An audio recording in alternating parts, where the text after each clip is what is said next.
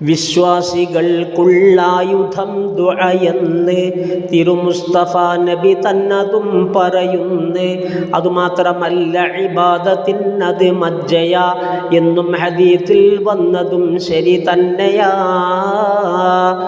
മൂന്നിൽ ഗുണം ഏതെങ്കിലും ഒന്നുള്ളതാ, പ്രാർത്ഥിച്ചിരുന്നാൽ നിശ്ചയം കെട്ടുന്നതാ, ചോദിച്ചതപ്പോൾ തന്നിടുന്നതു തന്നെ, അല്ലാത്ത പക്ഷം ആഖിറത്തിൽ പിന്നെ.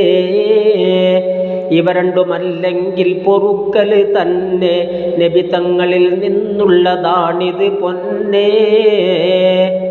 പ്രാർത്ഥിക്കുവാൻ 10 അദബുകൾ അറിയേണ്ടതാ, അറിയാതിരുന്നാൽ ഉത്തരം മുട്ടുന്നതാ. അതിലൊന്ന് സമയം നോക്കണം എന്നുള്ളതാ, അറഫ ദിനം അതിനേറ്റവും പറ്റുന്നതാ.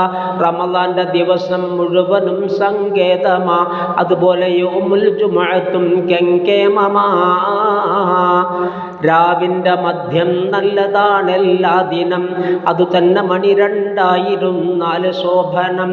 രണ്ടാമതായി സന്ദർഭവും നീ നോക്കണം, മഴ പെയ്തിരിക്കും സമയമിൽ ചോദിക്കണം.